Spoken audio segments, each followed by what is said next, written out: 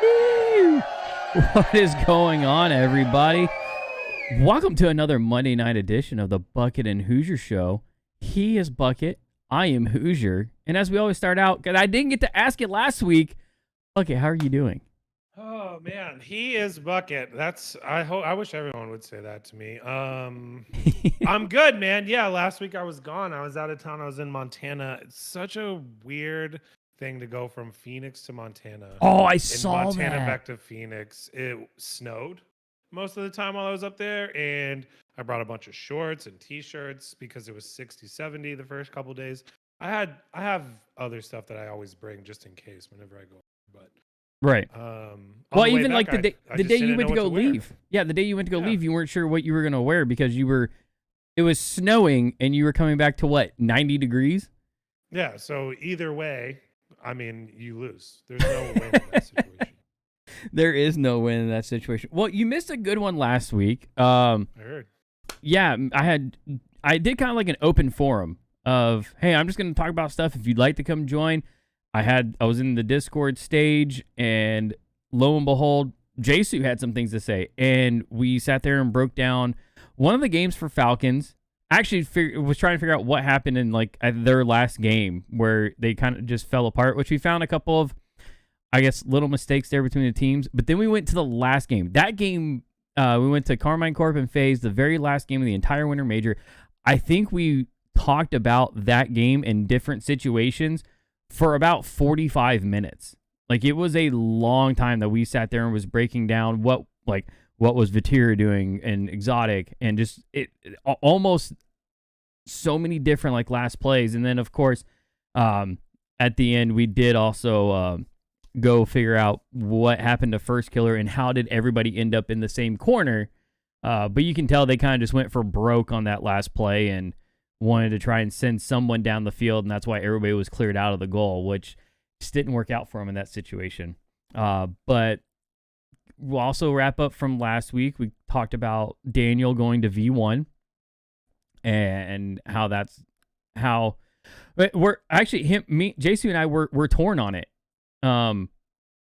We both kind of have a feeling that could you be torn about? We feel like it may not go well. My prediction is that Com is going to be just a placeholder.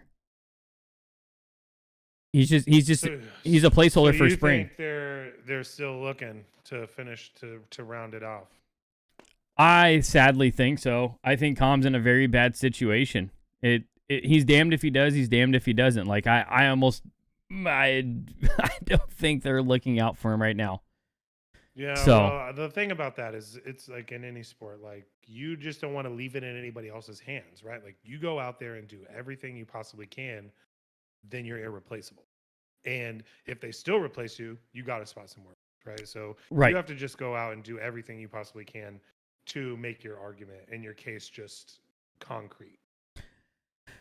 I could not have said it better myself. That's spot on. But what kind of where I was going with it is that the you're such an ass. Story. Well, with everything that's going on with orgs right now in the state of money, and I kind of feel like after what we saw from Space Station last week, of there's content creators they didn't sign back.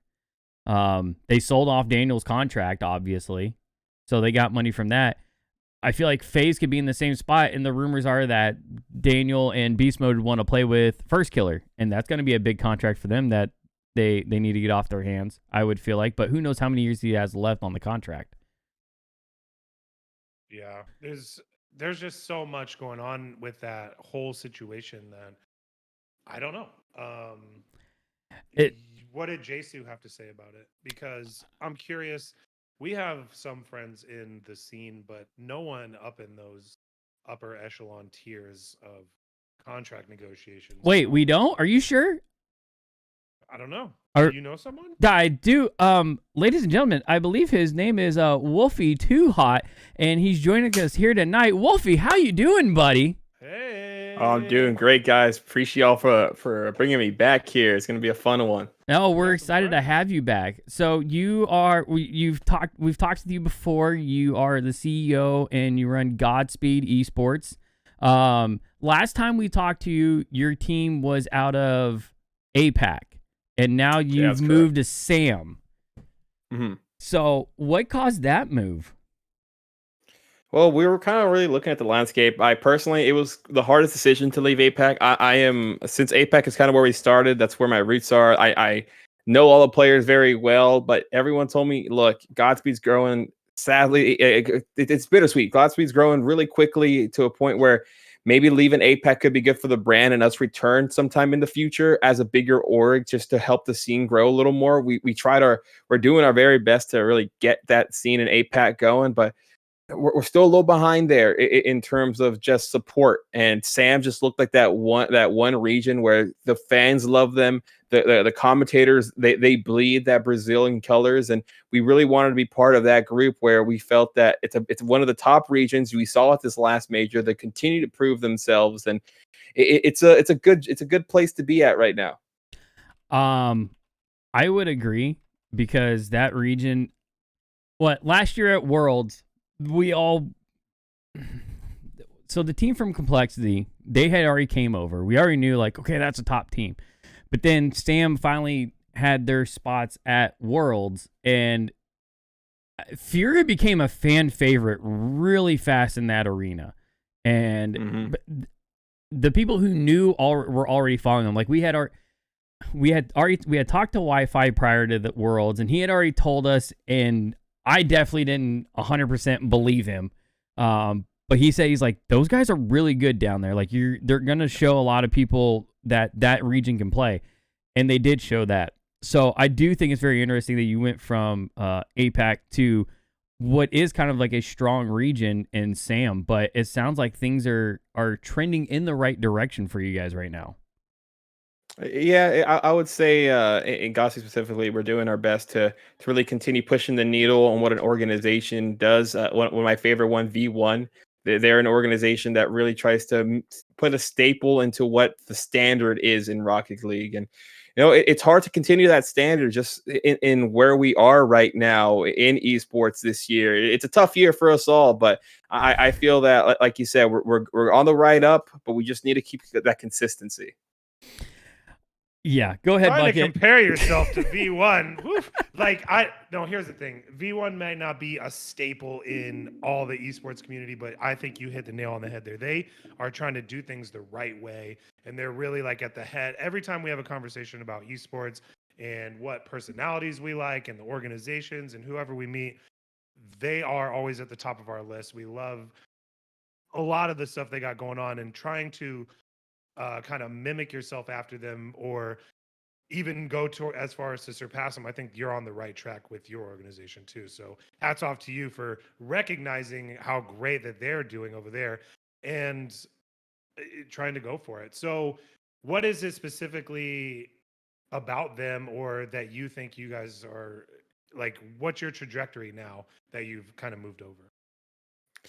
Well, I would say V1 right after this past Worlds, I got lucky enough to be at that V1 party, talk to some of the great content creators, talk with the CEO of V1.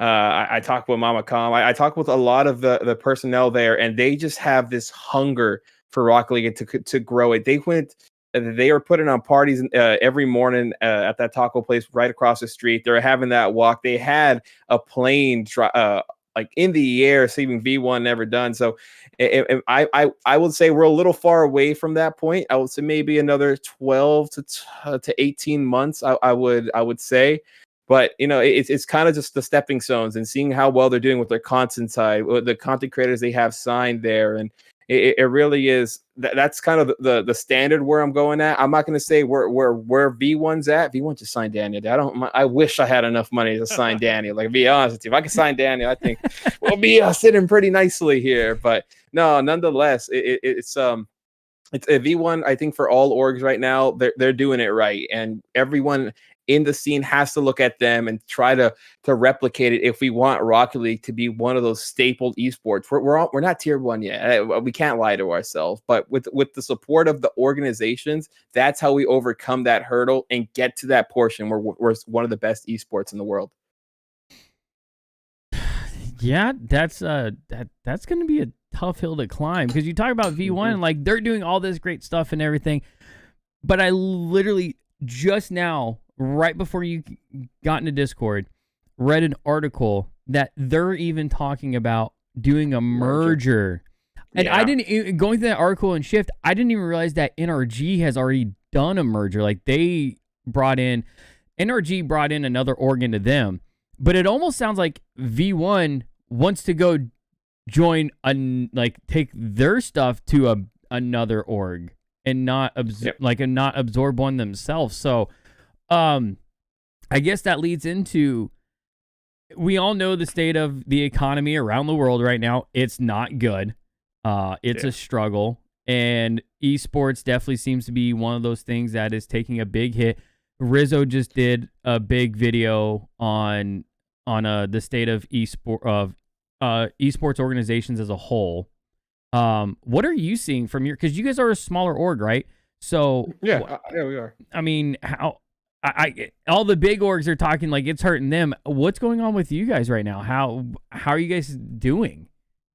Yeah, right now my main focus is keeping costs at a low. Try to be as relevant as we can in the esport. Be smart about who we're picking up, who we're looking at. If we're maybe another region move, trying to just see where it's viable. But right now, it's just trying to stay afloat. You got to keep yourself relevant, but at the same time, you got to be able to make sure your bank account's doing well. And I do feel a lot of what's happening right now, the layoffs, with a lot of some great talent. The people that shouldn't be free agents are free agents right now, but I just think people are really trying to keep things smaller. A lot of upcoming orgs like ourselves, we don't have a lot of people on staff. It's myself, Neko, Odin, really trying to get this going. As well as Puma Strike, I can't forget about him, and as well as our content creators, Jay, Rainwater, Uncle Shay, and all of them. But it really is keep it small. Don't try to make a big splash this year. That was kind of my mistake early on when we going into Sam. It was just that big move. It's costly. You gotta do so much in order to get that prep for that change there. And you really just have to find a way just to be smart about the decisions you're doing and not try to overstep where you're put into a bad hole. It's interesting because I think about, is the state of esports in a recession, or is it just the organizations who are taking the biggest hit? Because post 2020, I mean, a lot of people were home. A lot of people looked to digital things in order to keep them entertained or whatever. And now some of that's kind of moving more towards getting outside and doing things that aren't necessarily digital. So is it esports as a whole, or is it organizations really taking the hit right now? What's your take from, especially from being on the lower end of the spectrum for probably market cap and all that kind of stuff?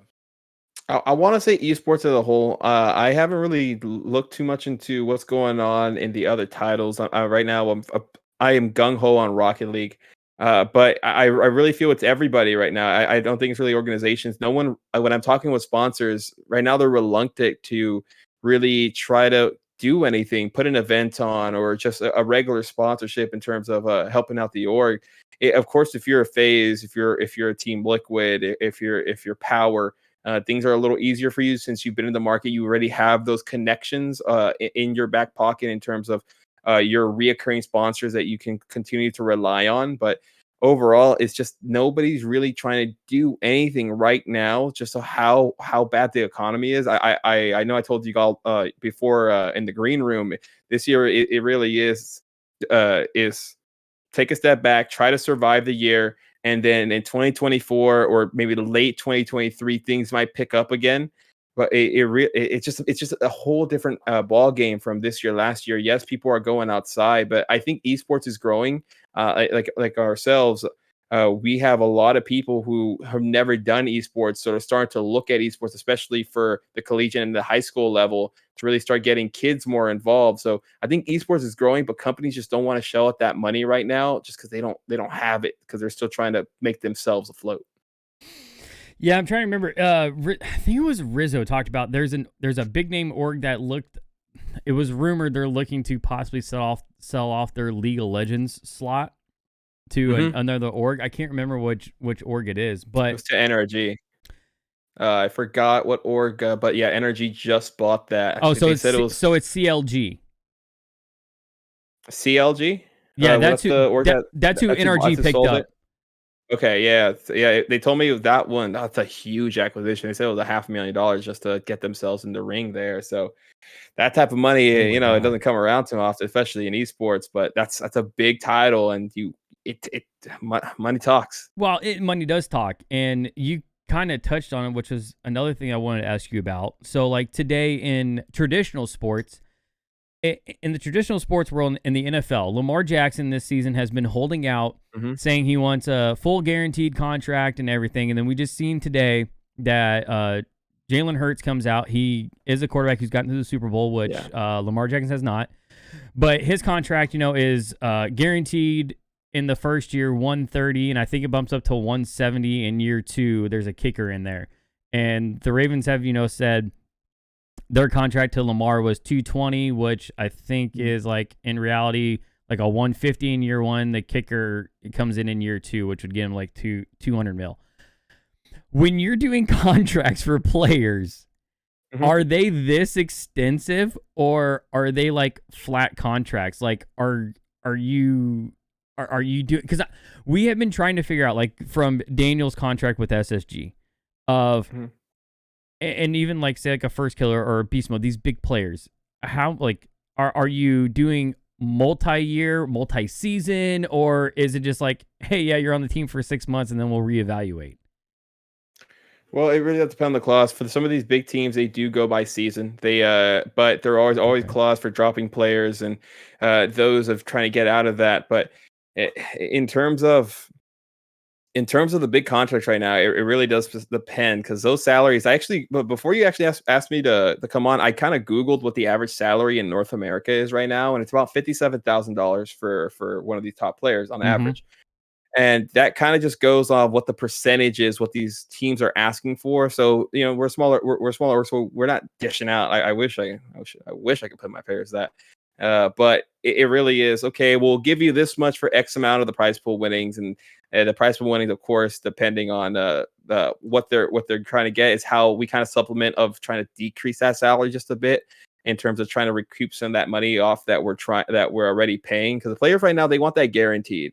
Unfortunately, our players didn't get into that top 8 where you're given a portion of that. We were on that top 12. So they wanted to have that security. So, us as orgs, I want these players to play as much as they want to. Our players, they currently hold the longest overtime in South America history with 10 minutes 41 seconds. Thankfully, I got to cast that. It was against Endgame. So that's kind of these players put their lives on the line. They B Mendez, for sure. I was talking with Psycho, our coach. He said B Mendez is out here playing 8 hours a day. He says, this is my full-time job, so I'm going to work a full-time shift. So it really is that back and forth of, all right, cool, I'm going to be giving you X amount for this off your player salary for a portion of what the prize pool is, depending on what the prize pool is. We always have to evaluate how big the prize pool is as well, compared to what their salaries are. And it kind of is, it's tough because players always want to get paid. Us as orgs, we want to make sure we get a good deal, in the sense of things are good for both the organization as well as the players. But it really, in my experience, hasn't been too intensive where players are saying no. We always try to find where that middle ground is, and sometimes there is a back and forth, sometimes depending on the teams that you're talking to. But if you want that player, if you want that team, this might bite me. You'll probably in the future, because they'll probably clip this and say, but if you want that team, sometimes you got to put that out there and say, all right, we'll meet those demands. And you said Lamar Jackson right now. I don't know what the Ravens are doing. Yes, Deshaun Watson's contract kind of threw everything out the window, and Jalen Hurts is that 5-year contract he just got through. Okay. So that's a great point, because Rizzo has literally talked in that video that Rizzo put out last week. He mentions how, because of the influx of money that was coming out last year, in stimulus money that was just over the last 2 years, really, that in his mind, the way he has seen it, he says like the market is like inflated right now, and that there could be players. It's a Deshaun Watson situation in Rocket League. You got players that are like, well, okay, hang on, I'll back this up because technically they're all under NDAs. They're not supposed to be talking about how much money they're making, but we know that information is getting out between the players. So that's got to be a real awkward spot for you because be like, well, I could go make this guy's making this much, and it's like, where do you draw that line? Like, you're not only the owner of the org, but you're playing general manager as well. Yeah, that line's really hard because I don't want to say names. When we were in APAC, a lot of teams were saying, well, this number one team is getting X amount of money. We feel we should get at least this much less than them. And you're like, well, shoot, that's tough because APAC just got a big hit in their prize pool. APAC right now, the viewership's tough. So then you have to like think of all that into consideration. But it's tough to keep everybody happy and making sure it works out for both parties. Yeah, it's wild. Esports is, from what I know about it, a lot of traditional sports, they have varying levels of income, like a lot of different streams of income, right? Like they have merchandise, they have people come to their venues to pay the teams, they have sponsorships, they have all these things. And esports is mainly driven on advertisements. It's mainly driven on the relationships and sponsorships that you can get. And that's where people have been like kind of tightening their purse strings, right? Like a lot of those venture capitalists or other things are what's really making the orgs kind of suffer because they're not seeing returns on that investment. I think personally, and maybe you can piggyback off this, but whatever sponsorships come in, they're expecting some sort of return on their investment. And if we're catering to younger players or audiences, a lot of those people aren't going out and spending dollars like a 30, 40, 50-year-old adult would when they go out to an NFL game, right? Or whatever. And that's where all that big money comes from. It comes from people spending money. And there's just not a lot of people. There's a lot of people tuning in more and more and more and more. But are they spending money on these products and enhancing the game? I think that might be kind of where the crossroads are. Do you have any take on that?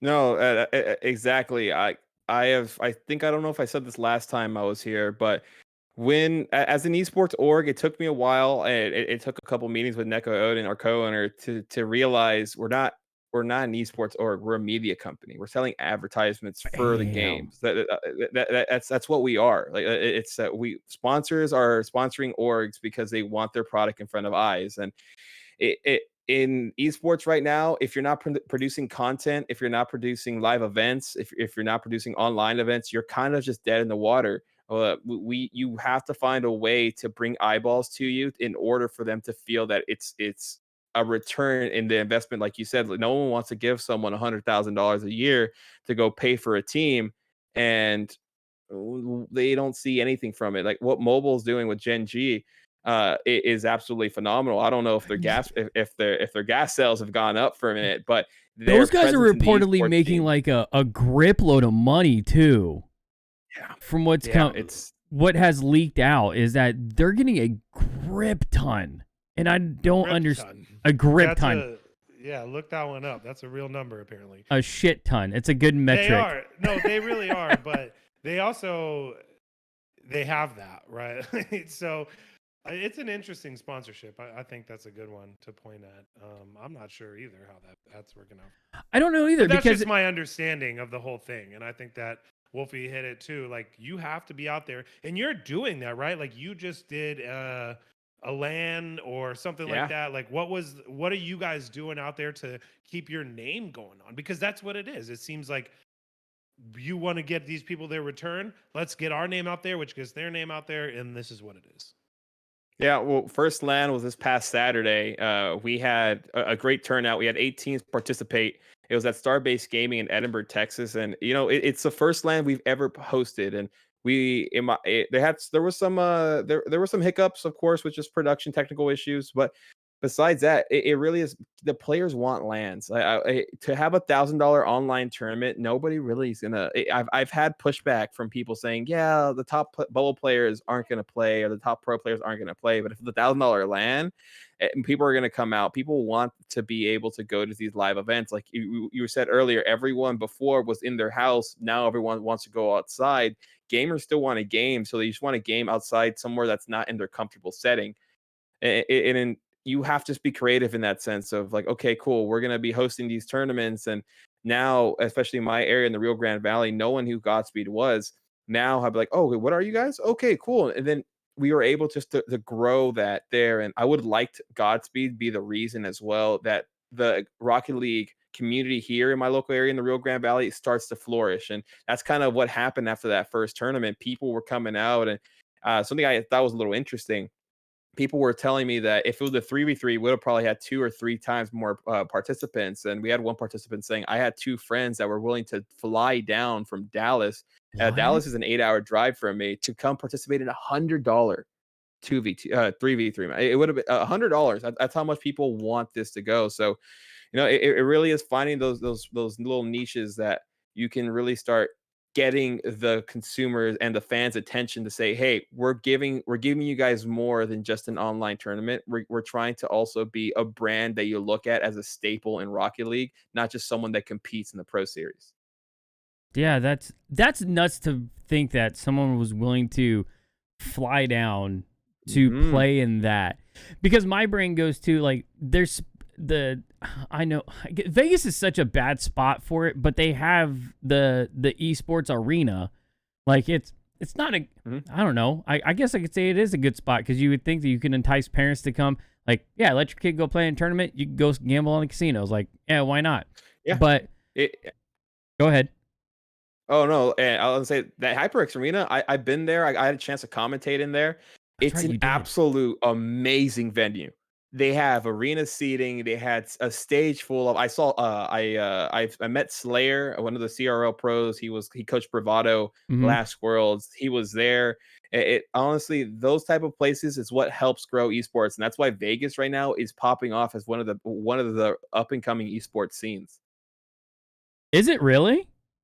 Yeah, there's so many people that are moving out to Vegas right now, especially in the Rocket League scene. Bass for the Pass is one man in particular who's over there. A great up and coming caster, has been performing at some of the top levels that there is. And that Esport Arena, they were hosting major Smash tournaments. They host LANs every single day. I believe it's partnered or it's owned by Post Malone, so you have a big backer there. It's huge right now, and I feel that what's kind of where we have to go to is move everything from online into to offline, and I think that's what's going to help get to that next stage in esports, especially for Rocket League. So how do we get you in touch with, like, Tim the Tap Man, so that Complexity and the Dallas Cowboys, they just open up a spot there in Texas to where people can come in and play? Oh man, give them my email, Wolfy2Hot@gmail.com. You can give me my personal number. I'll send that in chat. I don't want to get some random calls from some fans right now. I would do it, Tim, if you're listening. Just jump in my DMs. I love you, man. But no, it's I think they said in the chat, Vegas and Texas, especially right now, Texas has just been throwing so much events, especially in the Austin area, up in the north area, the Austin, Dallas, Arlington area.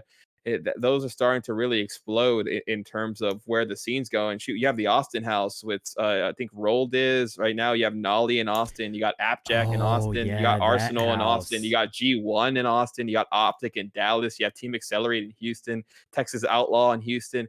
There's so many big organizations right now that are around the valley. And a weird little thing that I didn't know until this past LAN. I don't know if you all saw the pictures or the ads of who we were adding at the on our pictures, but we had a special guest, a special pro player that happens to show up there with his older brother to play. The man plays for Optic Gaming, and he goes by the name of Magic Bear. Oh, Magic Bear. Yes. Wow. Reynolds, that would have been crazy. Yeah, but Magic Bear, local to the Rio Grande Valley, me and him born in the same city, crazy enough, was just randomly there for a $100 tournament. And his mom she was telling me, and was something that really like touched my heart, because it really shows you what these pro players. She's like, this guy's in his house all the time. He's playing 12 hours a day. The fact you threw this LAN made me so happy, because he finally just left his room. And she was there. She was wearing a Magic Bear Magic Bear shirt that she made herself. It was bedazzled. It looked amazing. His siblings were there. His parents were there for $100 tournament. Well, It's not. We're not talking about the money at this point, right? Like the online tournaments, maybe, because there's so many players across the nation or wherever the server is that you're having it on that can join, that their chances go down. Maybe $100 not worth their time and effort. But you talk about regionalized or localizing this and then making it in person. This little bit of information is honestly like blowing my mind in the fact that these gamers who are in their house for 10, 12 hours a day playing these video games want to go outside and do this and show off in front of other people. And we only get to see it once every 3 or 4 months, 4 times a year. Like, that is crazy that you're able to get a reach from any lowly person who just wants to come out and check it out to a near top pro or a pro level player coming out to check it out. There's something to it. And it sounds like you're really hitting the ground running on this. Do you plan on doing more of this? Is this like on your radar now? It sounds like you're getting a lot of good information. We impressed a lot of people on Saturday. We have today kind of reached out to a couple people, and I have people telling me now, especially just in my local area, hey, what do we need to make a competitive gaming center? How much money would it take? The more items, the merrier. And I'm just like, oh shoot. And they right now, esports is just growing and people want to get behind it. That's why I'm like, it's just the market right now. It's not really people not wanting esports. It's more of just there's no money out there right now. People are trying to get these kids because they're starting to see the opportunities of colleges having recruiting kids. I got lucky enough to have 2 schools look at me for Rocket League. I'm not even the greatest player. I'm champ at best on good days. And they were like, we'll give you this much to come to our school. I had 2 offers, and I was like, I'm gonna stay where I'm at because they currently just told me we want you to throw tournaments. We want you to start growing the scene. That's where my heart's at. But the fact that if those opportunities can go towards these other players, that's kind of where we want to do. I was talking to Magic Bear's mom, and she said, he has tons of talks and offers from schools. He just hasn't made a decision just yet. And if we can go to these high schools or middle schools and say, hey, let's start getting these kids into esports, especially Rocket League. Rocket League is such a friendly game to come in. The most violence there is the demos. Some of these schools don't want shootings. They don't want shooters. They don't want violence. And Rocket League kind of fills that niche there. But unless you're gonna do Fall Guys, which I don't know how competitive Fall Guys is right now. But tune into Channel 3 on Twitch on Wednesdays, and you'll see how competitive it gets. Okay, nice. I love the plug too. Channel 3. I just learned about that beforehand. They seem to be doing the right things, but no, man, it's. I feel esports. We're in a really good place. We gotta weather the storm. You talk about that, just weathering the storm right now. Yeah, I'm in the same boat as Bucket. Like hearing that it makes sense. Like even I think when Bucket and I were growing up, traditional sports, you'll see people want to see kids doing things, right? And if you can get your kid out of the house and doing something, being social, people will throw money at it very, very, very fast. And I'm almost wondering what's coming next because so we've seen the Saudi Arabian government, they have dove in head first and creating just a gaming part, like it's part of their government. And they're throwing tons of money at it right now. But it seems like that same motivation is there. I don't know if I want the U.S. government getting involved in it because that never works out. But the people, it seems like the people want to do it, especially if you're already having people come out saying like, "Hey, what do you need?" Like that's probably like the best thing you could ever hear when you go to try something. Is someone going, "What do you need from me? Like what how can I help?" And you're like, "Oh, I have ideas." And usually when you go, "I have ideas," people go, "All right, let me hear them." No, we have a lot of ideas right now, and I'm blessed to say that because of how the tournament went, we're looking to really continue growing this. And $1,000 tournament online, I hardly can get pros at that. $1,000 LAN tournament, I feel people are gonna start going to it. That's And wild. I feel no. Like I was part of Melon Patch League, their first season, and I think we had $1,000 prize pool. Teams just didn't want to participate. They're like, it's not really worth my time. Some of the best teams, of course, we still got some amazing squads like Prestige and Untamed. We had a lot of good bubble teams, but some of these top teams, they want to go to that LAN setting, and I feel for the money to start coming back to esports, a lot of these bigger orgs, well, steal the idea. The more the merrier. We have to start throwing live events ourselves. Psyonix gave us a 15K budget. That's the most we can go towards. Yes, the Gamers 8, it's a special occasion, but they couldn't go more than 2, even though we were told it was gonna be 3 times the prize pool. But that's another talk for another day. But no, but I think right now we have the next step is throwing more lands. That could be from anybody. The online events are cool. The lands is where it's at, but it just costs so much money. You have to think of travel. You have to think of accommodations for talent. How are players going to get to and from venue? How the food budget's a little different at venue. You kind of have to help with the food for both talent and player base. How are you getting all the equipment needed? The renting the venue space. So money is right now the biggest issue, but I feel if people start going collectively, and hopefully the merging doesn't really happen, because I love seeing organizations being able to flourish. But I heard like V1 with Cloud9, I was like, okay, we'll call it Cloud 19, or we'll call it version. Oh 1, man, that's how version Cloud9 gets back in. I don't think Cloud9 will ever come back. Like, okay, I could see it with the merger. Like, if it stays in control of V1, then yeah, technically Cloud9 comes back to Rocket League. But Cloud9, them as a whole, they would never come back just because of everything that happened leading into Season X, where they didn't. You could tell they wanted everything that I've read. It seems that they wanted the franchise. They said you need to franchise it, and Rocket League Psyonix said no, we're not franchising. They went okay, we're out, and I almost wonder at this point. Is there a chance that there's Psyonix is messing up by not getting out of the way? Oh, that's a tough one, because franchising, like early on when I first started the org, I thought franchising was the way to go, just because I wanted to assure that we were constantly there. But you miss out on a lot of storylines. You really have to start. You really have to just say things are going to be a little more consistent in terms of the players you see. There are no more real upset stories. You really have to really get to that point of, no, this team came from quals, they got into the invitationals, now they're in the main events.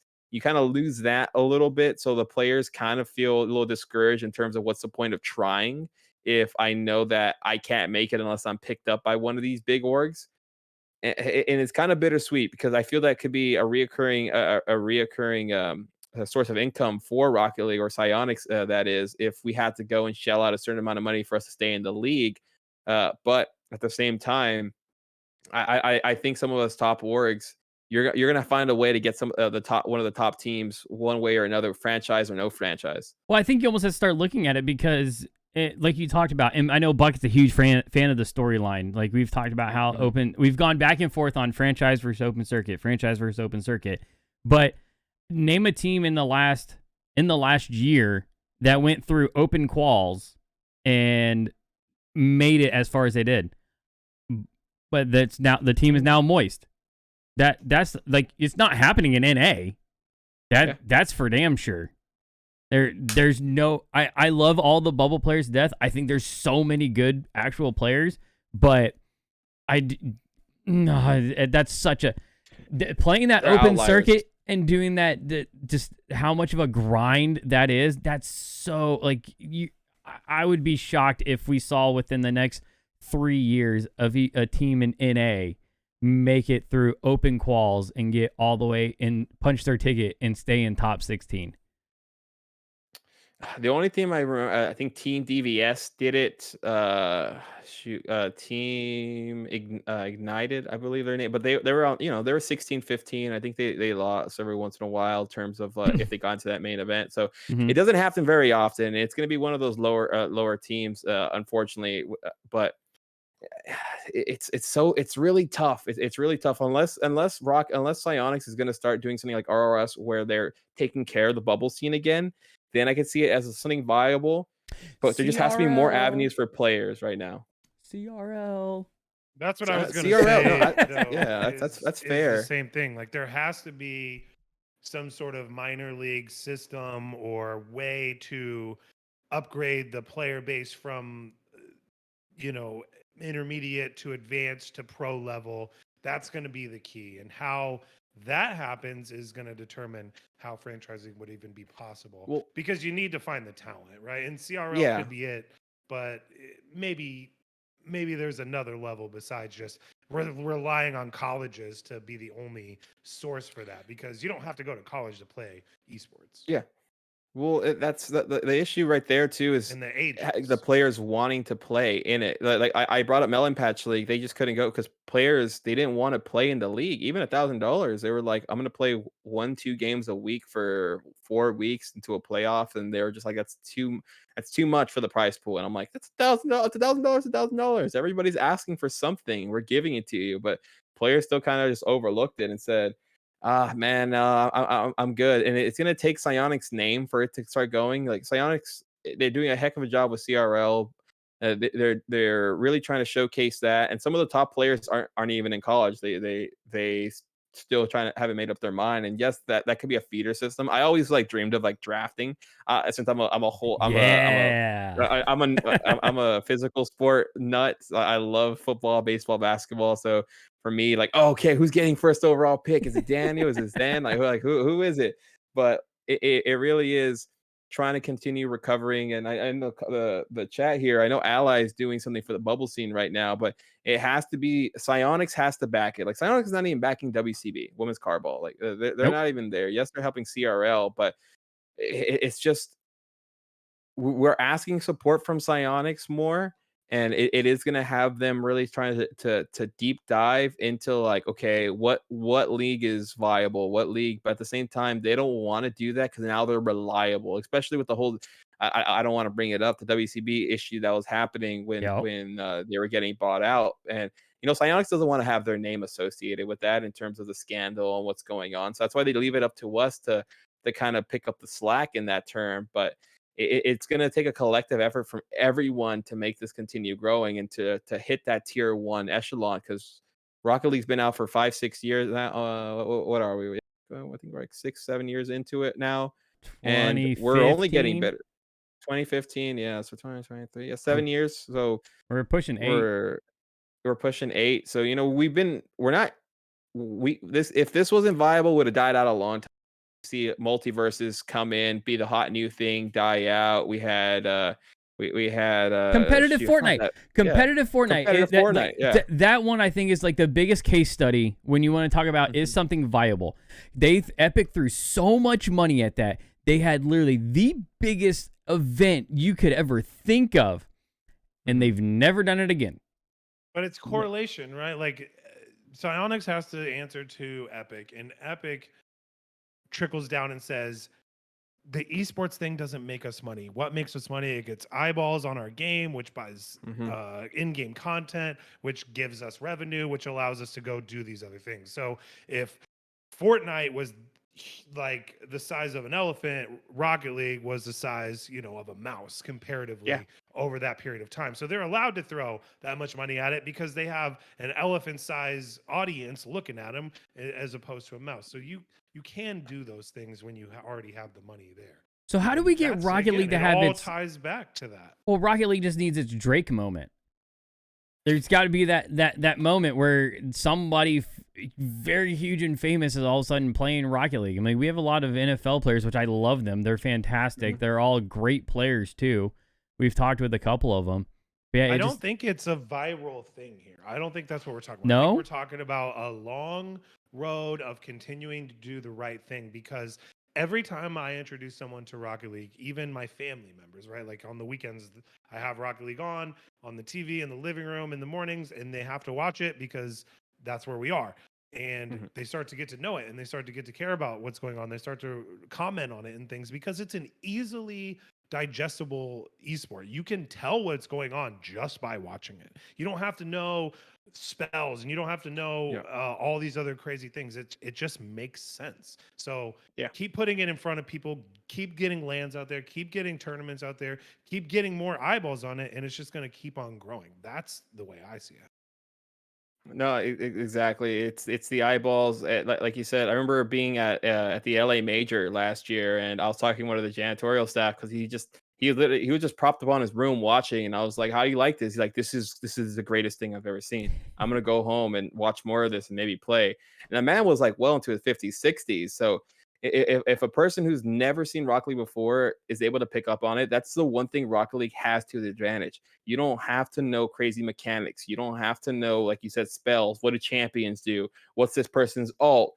Where are they on the map? Is this person peeking? Is this person doing this? You just have to ball net good, ball save good. And I think the one thing that we need more from orgs is branding on the pitch. Okay. I honestly feel wearing your decal should be mandatory. It's like if we watch the NFL and we saw shoot, I'm a Cowboy fan, sadly. We saw Dak Prescott go Yeah, out that's a there bummer. and just like, yeah, it's tough. It's tough, man. I don't want to talk about that now. I've been like this for the last 3 years, but it's kind of like we have players can go and be like, oh, I've seen that logo before. Yes, we love seeing these players' presets. I get some of my favorite presets off of what these pro players are putting out there. But if a team can automatically see that decal on that car, it could help with fans being able to pick up on the game and having a favorite team a little easier, because no one really has favorite teams right now. Everyone has a favorite player. Of course, we have our Right. diehards there, but it's like the NBA. It's a star-studded league. Wherever that player goes, that's where everyone's going. Daniel to V1, space. Everyone kind of dropped Space Station like that Woody doll in the meme, and went straight to V1 there. So it's tough. It's tough. You see my Space Station stuff in the back, and I'm happy I saw that V1 thing. So I can bandwagon off of there. I have some merch, but There you go. we have to find a way to brand these organizations more, so the general fans can just say, okay, that's complexity. Okay, that's phase. That's V1. That's Space Station. That's NRG. Just right off the bat, and not have them guessing. Of course, we can look at the score line, but even if you're rotating, the normal fan's not going to know the difference between blue and orange sometimes, just because the decals like, wait, who's that? Who's that? Who's that? But if we automatically put the decals there, that brand awareness becomes even more. So I thought the same even thing. Sponsorships like cars, right? Like put like your decals on Formula cars. One, Yeah. Well, put sponsorships yeah, on the they decals. NRG there for a while. It was the General NRG. Their decal literally had the General on the side of it, yet none of them played with it. But I have kind of always said that as well. You came out with home and away decals. Make the players put them on. Let them freaking use Bacchus mod when they're playing. I don't care what they see. I want the people to see the damn decal. Like it doesn't affect you. Just put it on and then do your Bacchus mod config. I mean, as we've learned from, I forget who was, I think JC was telling me about, somebody was that the players, like before they go on stage, like they like remote it. Their stuff is already there. Like they preset it in the back. So you should definitely be able to have that. And I agree with you 100%. It would help a person be like, oh, which team is that? Oh, that's NRG. It says NRG up there. Cool. I know. Okay, that team just put ball in net. Now I know. Like that is definitely something they need to start doing. Shub Zero in chat. Chat's been going nuts. We appreciate you guys chatting in here. He asked, did you talk about the moving of players and limiting that? I don't know what your question is going with that, but I mean, it's pretty limited right now. Wolfie, do you think that there should be less movement? Do we have too much movement going on throughout the year? Look, I'm gonna talk about APAC, 'cause that's where we started at, and the big name was James Cheese. Yep. And that was something that I was kind of like, no. When we picked up Paradigm, I felt that was the best team in the region. James Cheese kind of threw a monkey wrench in there, and even the merger of the region was kind of tough. But I was kind of like, okay, it's gonna be fine. We're not gonna have to worry about it. A part of me was like, oh, how can we allow two people from another region come into here? But the players loved it. And I started seeing that these players need this type of talent to come in here for them to be able to grow. They're not privy to having the luxury of having NA servers in terms of how many SSLs or Grand Champs you can have. You have to have better players to come into these regions so they can show you what the bar is, and for them to keep meeting it. And James Cheese, it's not like they were one of the top teams at the majors, even Gaming Gladiator, since they just went there. Sadly, we're still at the bottom, but in order for regions to grow, it's not a bad idea for better players to go and populate that region. That's how it helps the local players get more experience. I mean, I'm glad to hear. I had heard that I think I've heard. I always kept hearing that everything was kind of on the fence on James Cheese coming there, but hearing your side of it, and it sounds like everybody was more excited. I mean, no one really got into it until the whole SSA fiasco, and those guys. Yeah, that was interesting. Yeah. Well, I mean, that was a different situation too, right? Yeah. James Cheese was moving over to play in the entirety of all three splits. And these guys were talking about going over and just playing in one, which, well, that does that kind of makes it a little awkward. You know, it's I believe that was. Shoot, I don't want to name drop. I think that was a. I was thinking like, who was that? I think. We knew about it. We had Wi-Fi in here dropping us. Literally, Wi-Fi was like hinting at it the day before it all came out, and we're like, well, this is going to be interesting. But that's what the upsets come. Now think about it. James Cheese didn't even make the major. They lost. They were everyone. Oh, I'll bring out Trill, our old coach. He said, not until spring split is where James Cheese is going to get dethroned, and it happened in winter. So it happened one split before he thought. So it comes to that. These players, they couldn't hold a torch. I'm sorry. I saw the games. We look lost out there with James Cheese first. I remember I was commentating a game. Realize was on our backboard, and he waited for a long pass by Virtuoso and just threw it down in our net. It was the most disrespectful, magnificent goal I've ever seen in my life. And it was just to wonder, like, okay, we're not there yet. But seeing how these players have been able to step up to the gauntlet, and with James Cheese actually going out there and scrimming the players, it's been night and day to a point where now the players can say, oh, who's going to win this? Who's going to do this? Because it was the same thing the season before with Game and Gladiator. Everyone was like, we can't beat Game, and they're the best team. No one's going to be able to beat them. That was what the cold hard consensus was. When James Cheese came, it was that same thing.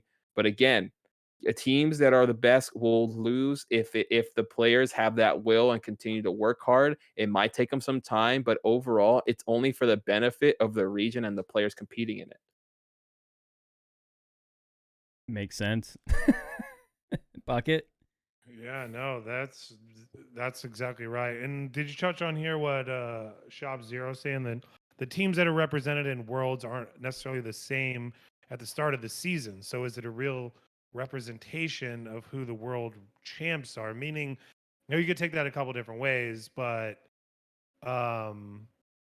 it's the players making the orgs rather than the orgs making the players. And sometimes 100%.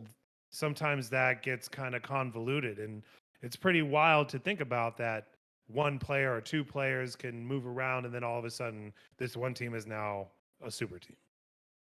Well, remember, for a team to have their liquid points for them to continue the Worlds, they can only be one person changing. They have to have 2/3 of the original roster for them to keep it. So yes, you have sometimes teams kind of switch up, but if I think it was Him Police, they got rid of 2 players out in OCE. They switched up. I think they had Hunter leave to Power, and they had one other player leave. And their Liquipedia points had to reset. So players understand the consequences if they want to try a whole different type of roster. But it really is one of those things where you kind of just have to say, yes, some of these teams change as the years goes on, as the split goes on, but that's only to bolster the team. And yes, sometimes fresh, like new faces kind of change things up. But at the end of the day, you kind of just have to say, it's like a regular season trade in any other sport. Yeah, this team may have been the bottom of the barrel. They brought in a team, and all of a sudden they're a Super Bowl, World Series, or NBA Finals contender out of nowhere. Yeah, I think a lot of us who follow it really, really close, we got, I think, in a lot of the changes in NA and EU in just the last year. I think there were a lot more changes than there will be, I think, in the next, like, year or two. Like, NA was nuts there for a little while. I think because everybody was still trying to figure out who is really, like, where is the status of players right now? Who's really playing great with who? But it seems to be slowing down right now, because even going into spring, there's been one major move in NA. And if you go look at the rumor list there on Liquipedia, it's all EU. Like, There's no NA movement right now. I guess so. Kind of a two-parter. How do you get it the state of Rocket League of RLCS to where is it ever going to become where like a manager is really controlling the rosters, or are the players almost always going to be in control of that? And actually, go with that first. I got to try to frame the other one. Players have full control. The manager is there to set up their screens, make sure they're practicing on a consistent schedule, making sure the opportunities for them to grow are there. But the players know better than anyone else on who they like to play with. And I've told we've had, I think, a roster move every single split on changing at least one of our players. And I always tell the players, hey, if this is who you feel most comfortable going into battle with on that pitch every RLCS weekend, then that's who you're going to have there. As much as there was a point where I was like, oh, let's go and get this player, let's add this player, and let's add this player. And the players were like, no, we want this one. And that's how, like, Hirio, for instance, got on our team. There were we had talks of suggestions who I thought would have been someone who we should go target. But the player said, no. He brings that different element to the team. It's not always, we've seen this online, it's not always about getting the best player. It's finding the best fit for that team.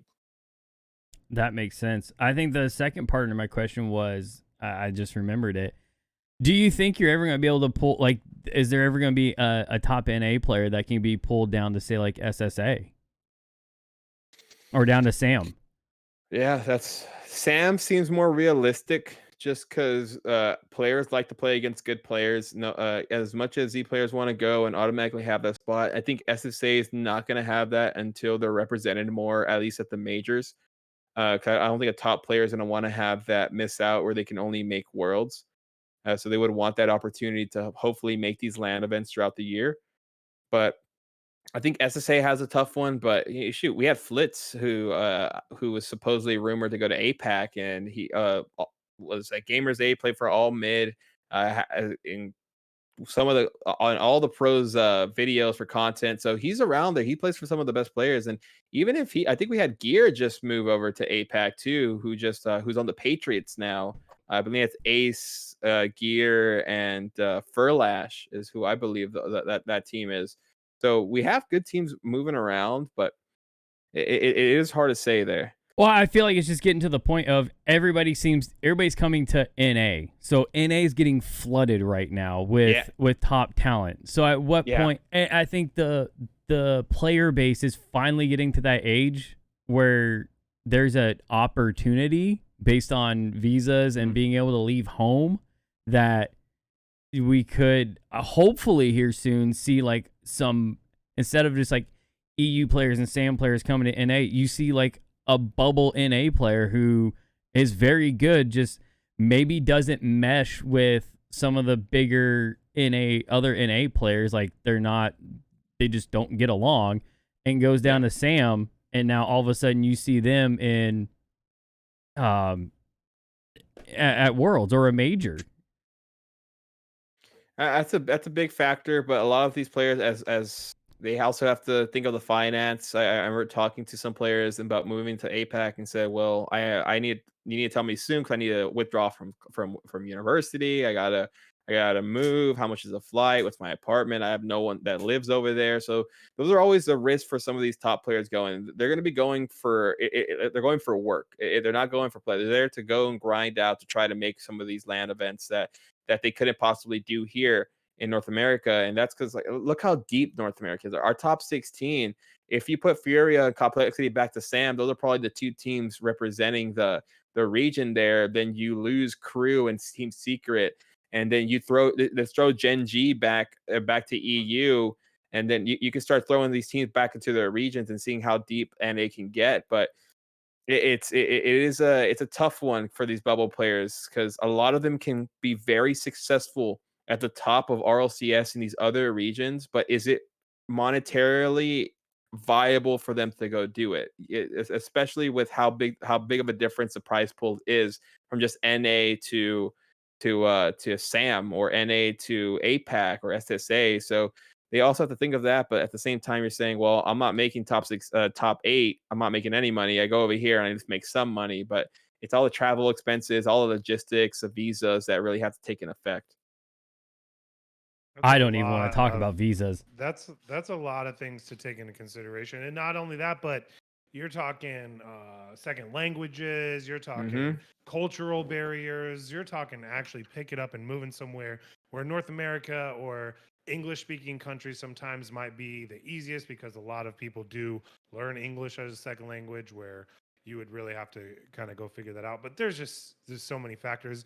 And then Shop Zero, again, reading my mind here, I'm thinking, well, how do we increase the number of teams that are viable? Do you go from a top 16 to a top 32 across the world, and then you start splitting into regions in some of the bigger already regions, like divisions, so an east and a west, a north and a south in Europe and NA, and then you have even more teams available to come play? Is that something that would increase the competitiveness of it, or do you see like now we're just flooded with some really, really good top talent, and then we're just going to have all these players who really won't ever make anything? Are we at the perfect number right now? Because I feel like the player base is widening, so the top pro level teams, the people who are that good, have to start widening. Well, the only thing about splitting the region is that it's like in any sport, NBA specifically, the East or the West conference, you kind of at that point where you're saying once one conference is stronger than the other, so then you start devaluing one conference over the other because like, oh look, NRG, G2, you have Gen G, they're all over here on, let's say, on the East Coast conference, and the West Coast conference you have probably like the lower 16 teams. I don't know. So that could be an issue where teams feel like, oh, you're not playing in East Conference, so you're not really as good as those guys over there. Okay, then come over here and play me over here. Well, then we're also exactly. doing But that. then We're you have also teams doing that going in the regions too, like NA versus SSA versus SAM. So Mhm. yeah, I get that. And you break it down further. I think that's a really good point. Sorry to interrupt you, but I agree with you. No, and I think Reed in the chat, it's kind of is like CRL. CRL already does that to a point where they're splitting up the East and West conferences from the colleges. So it's possible for sure. But I feel at the pro level, you got to play the best in the entire country. You really have to say you're the best in North America, because then you have to say, okay, are you going to give 2 spots to each side so the 4 NA spots stay secure? Are you going to have a play-in tournament the way APAC did when they were APAC South and APAC North, where the top 2 teams from each region have to go in and see which one made it to the major or to World? So that's something that you really have to consider as there as well. Yeah, it's just there's no right answer. I think the thing that's a kicker for me is that we didn't see so many teams that we wanted to see in the last LAN, right? Like, there's a lot of talent out there, and maybe we're just missing the mark because some of that talent can't make it because there's a finite number of spots, and maybe that spot needs to increase in some way. That's all I was thinking. No, for sure. Like Sam was one of the regions that we're all petitioning for at least one more spot. They're doing so well. Let's get a third team in there. So it's really hard to make these decisions, especially when you're thinking about like increasing the amount of teams that go, or maybe decreasing depending on what the region is. So I feel there's a lot of catching up to do for these other regions before we can start talking about stuff like that, just because how dominant right now EU and NA. I think every single major has been an EU NA. I think except for when Falcons, I think they got second, or I don't know if they won it. I can't remember that one.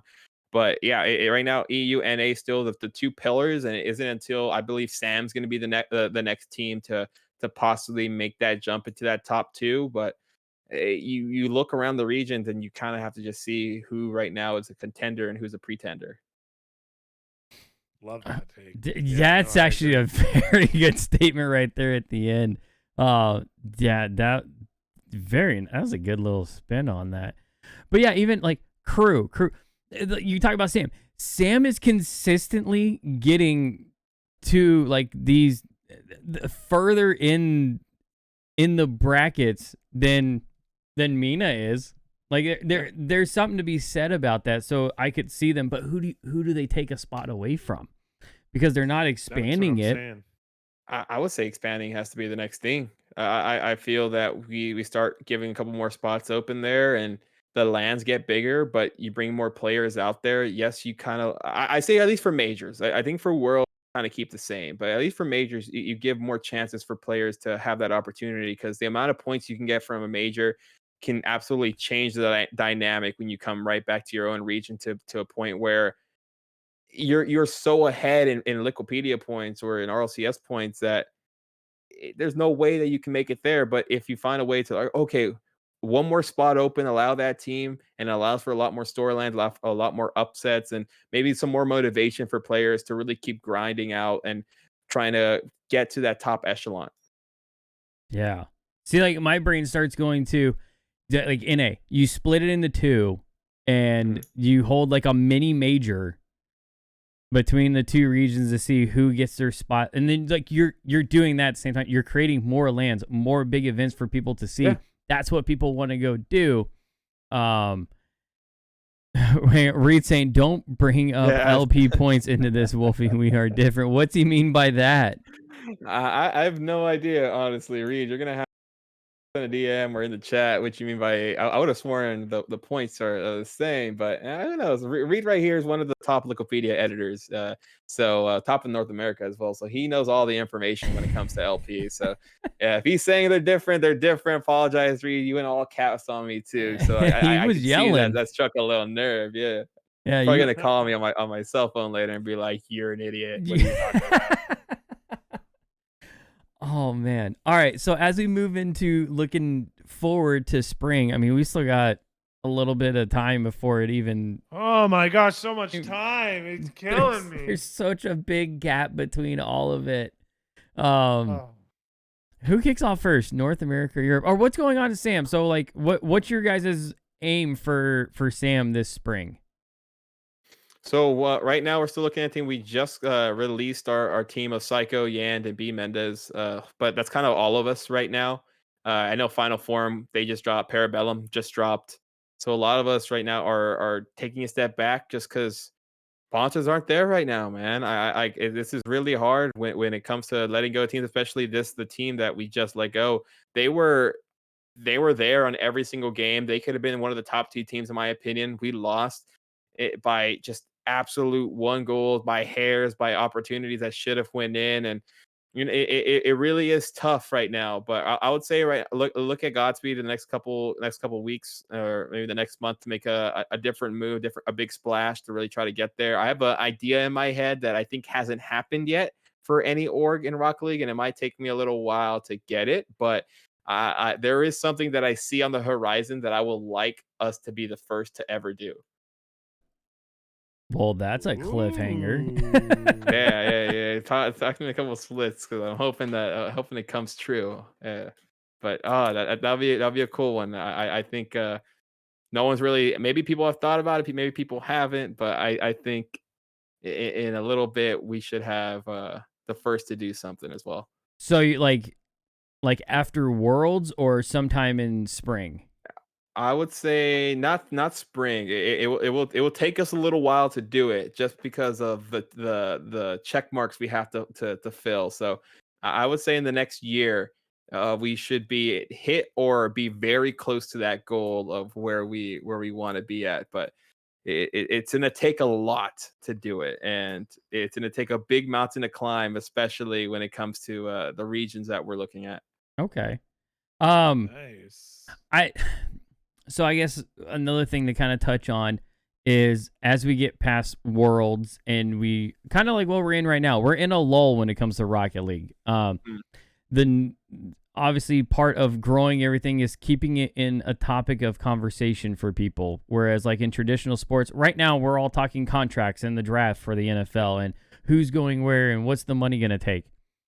Do you think it ever gets to a point where I know legalities with players under the age of 18 but do you think it could ever get to a point where we can start talking about some of this stuff or org's going to keep that on lockdown to where that information's not getting out?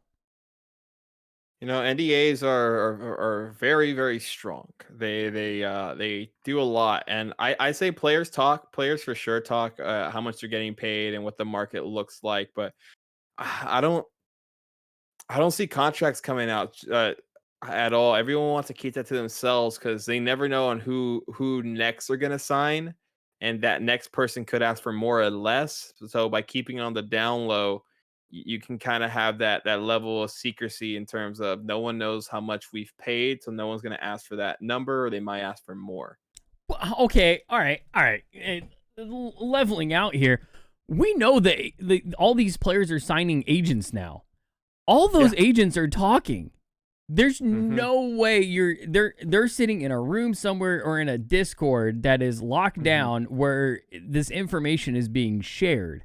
So I'm almost to the point of, well, what's it hurt? Because we're already seeing it happening. I mean, it leaks out all the time, and like, oh, this guy's getting that much. Anybody that's gone on Rizzo's podcast and Rizzo has said it himself. The players say it, so you're not hiding. Nothing's being hidden. No, it's not. Yeah, it's not hidden, but it's just not out there. We need our own version of Ian Rapp to come in here and really come and give us the inside scoops from a lot of these teams. Hi, I'm that person. Just send me DMs. I will not name drop at all. I can promise you that. But then that also goes when you say a certain team. There's only 3 or 4 of them. And now it goes like, okay, who on the team who did it? But it could have been someone random. It could have been a manager. So I say there's so little voices in the Rocket League scene that know about the ins and outs that it's going to be tough to have that level of secrecy in terms of who told you and who didn't.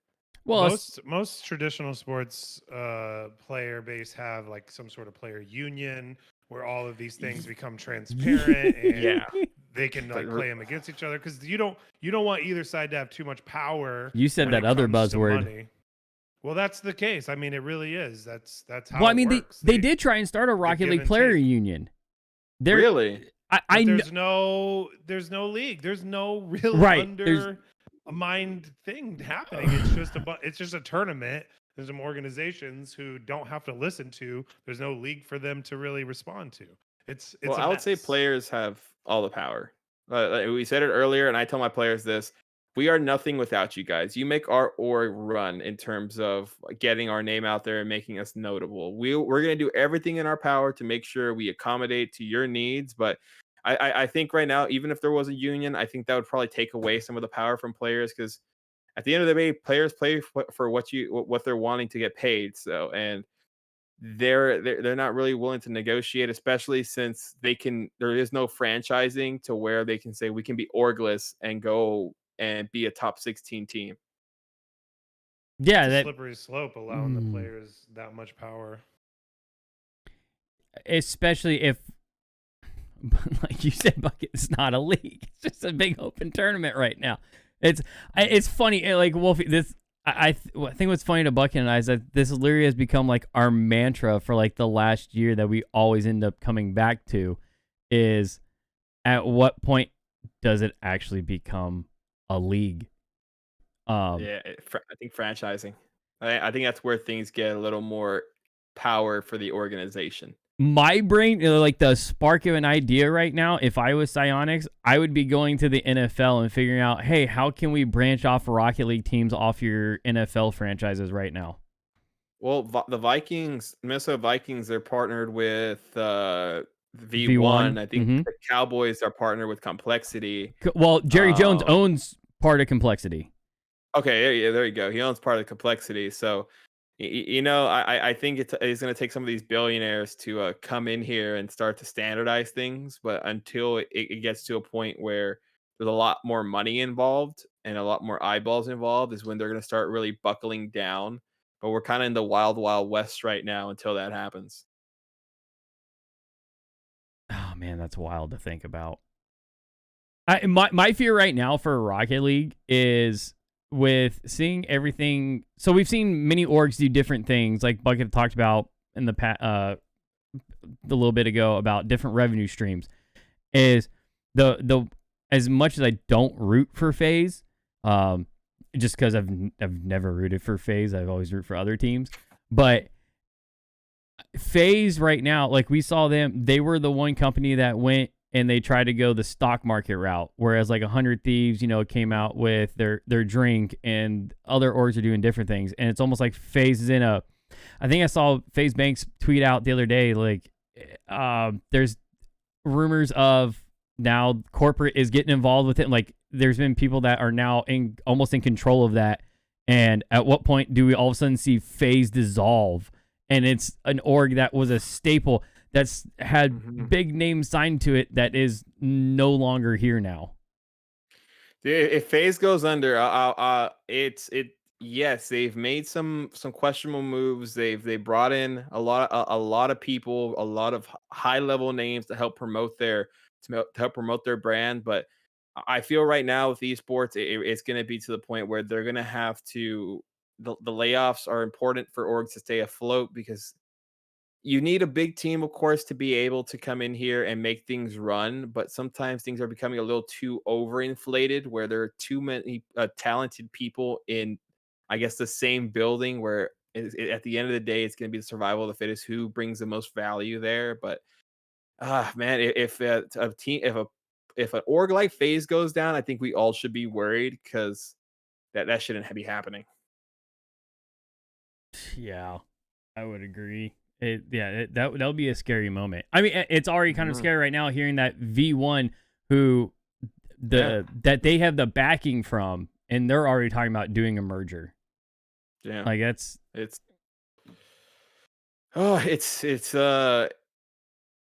takes a lot of smart people to make up these decisions. I'm happy I can just watch from the outside in sometimes and be like, okay, that's how you're handling. Now I know for the future. But when you have some of these teams that are talking about merging and trying to come together, it comes to a point where you have to say, how big is the check to cash? Like Jerry Jones said it sometimes, my hand doesn't cramp when I'm writing my checks. But for us in esports, it's not to that point just yet where our fan base is able to really secure us. A lot of it is from the competitive tournaments, or what's fueling these organizations. We some of us don't have millions of fans that are generational fans. Think of the NFL, NBA, that we have people who are great grandparents were fans of these teams, and they've all these big leagues. They all had their time in turmoil.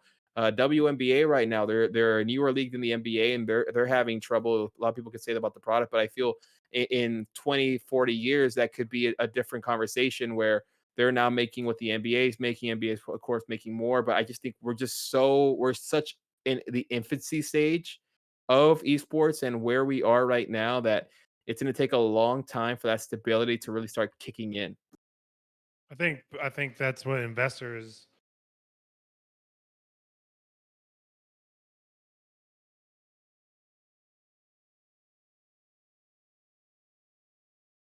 back, or get all the viewers that they need, or whatever. The sponsorships are what is going to drive the organizations, which is what's going to drive the esport. But I think Rocket League is still on a good trajectory. When we have people out there like you, people out there like at the top, like V1, and everywhere in between, who are doing the right things to get more eyeballs on, who see the benefit in the draw, who are out there in the trenches getting things done. I think that's gonna be what it takes to put Rocket League over the hump. And there's plenty of, if you type in Rocket League podcast right now, there's a lot of them out there. Some of them have kind of slowly died. Some of them are popping up. There's content being created outside of orgs that needs to pick up more steam, and that's what's going to keep driving these things. So, do you guys also foresee like your organization kind of just weathering this storm and then trying to pick up more content creators, or what's the like next step once you're like, okay, we've got a team, we're in competition, how do we grow from here? Do you have that like long-term plan? Yeah, so for us, we've been talking behind the scenes a lot. We feel the next 8 months is going to be a big content push for us. It has to be. We've been neglecting that portion. We've been a competitive scene already for over a year now. We did a heck of a job in APAC. We're doing a heck of a job in SAM right now. But content drives an organization, and I feel that it's like what Pulse does right now. They may be out of the competitive scene, but it's Pulse Clan. It's Pulse has so many great content creators on their docket that a lot of their revenue is coming from those videos those players are making and those content creators are making. So I'd say content right now is kind of where a lot of us have to really keep our eyes in, and there that as much as you want to pick up great content creators, sometimes you got to do what you can for what you have. And I do feel like a lot of the layoff for content creators right now is just because these orgs probably want a fresh face. They want someone new coming in, and they've been about words. They've had content creators for such a long time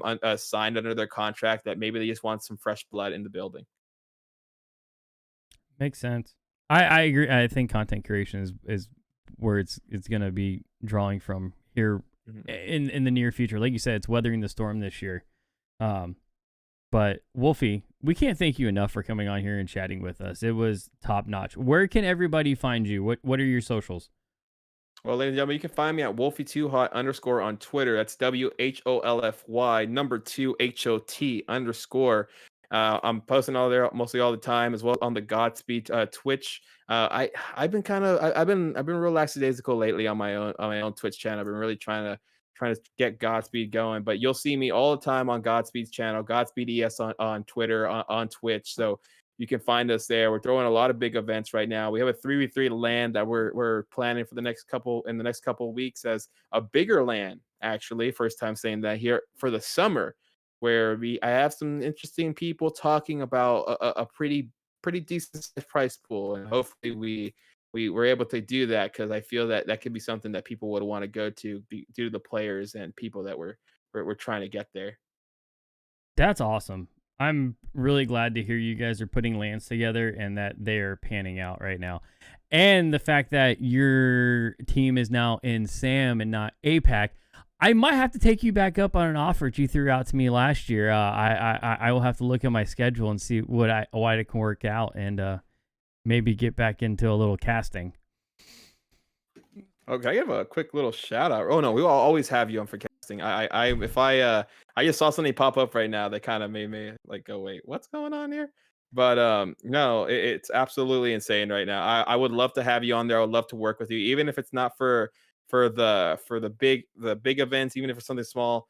No matter what it is, I want to work with you. I've been wanting to work with you for a minute now, and I feel that for both of you, if you guys want to do anything, we can always start getting going there. Oh, 100%. Bucket's the one I have to bring with me. He keeps me level-headed. Yeah, well, I make you look good. That too, and sound good. But Wolfie, we appreciate it, buddy, and we will definitely catch you next time. Oh, no problem. But I think I just saw Papa Rizzo just follow me. Papa Rizzo, you follow me? Oh yeah, Papa Rizzo. He's always in here. That's crazy, Papa Rizzo. If you follow me, thank you so much, sir. Jesus, I'm talked to him. Oh no, I haven't talked to Papa Rizzo. I haven't not yet. Dang it, we have to get a conversation. I think I saw you at Worlds. Not too sure, but I got to get that shout out. That man's anybody you want to know? Actually, you did. You did when I ran out and met you at Worlds. Right? He was coming out, and yeah, I think that's where you had saw him at. Yeah, we were on that little circle talking small world, but no, appreciate both of you guys for bringing me on, guys. Anytime you want me, I am here. It was not expecting my Monday night to be like this, but I wouldn't want to be anywhere else in the world right now. Oh, we appreciate it. All right, ladies and gentlemen, Wolfie, thank you, buddy. We'll catch you next time. Love you guys. Thank you, man. Bucket. Well, that's the thing. Bucket. That's the thing, Papa Rizzo. It's okay now to be late to these things. Yeah, why is that? Digest our information so easily now. we have these videos live where you get to interact with us and ask the questions, and then we throw the thing on YouTube so you can go over there and check it out. But in order to get it in your car, on the move, during your first walk of the day, or when you're just walking over to the bar late at night, throw in your headphones, put it on your phone, go to Spotify, look up Bucket and Hoosier, and there we are. You'll find us tomorrow for this episode. Bucketandhoosier.com has all the information you need to find all the episodes we've had so far. Go on to the audio-only forecast or format, rather. So go check it out. And as we wrap it up, who is that fantastic company that we've started working with? They do those sweet snacks. Oh yeah, if you don't know, it's coming. It's coming in big. It's coming in hot. It's savagesnacks.co/Bucket and Hoosier. You'll get free shipping. But they're little amaze bites, little energy, healthy. Sit there, get yourself fueled up for your long gaming sessions. Savage Snacks, they're super awesome. They're super good. The people that run that thing are just super cool people. But check them out. Check out Channel 3. They're our other favorite partners that we work with. They're always hyping us up. They're always bringing us people. They're always bringing us information. And all those things combined really make us who we are. So we can't thank all those people enough. And as you're saying that, I'm typing in the link wrong. So no one click that first one. Yeah, I don't know what that's going to get you. Sagavaje. Sagavaje. Savgavi. There we go. That's the one. Just click the link, make it look like we know what we're talking about. Exactly. We appreciate it. But yeah, what a great conversation again. So much insight. And then I think there was a lot of information in there to unpack and go through. So if you want to be part of that conversation again, go check out that audio format tomorrow anywhere, and then message us in our Discord, and we'll continue the conversation anywhere you want. Or tweet at us. He is at Sire Bucket on Twitter, and I am Mr. Hoosier with an underscore at the end of it. So, as always, we appreciate you guys hanging out, stopping by, listening to what we have to say. Be sure to follow on the podcast apps as well, and we will catch you all next time. All right, have a good one, everybody.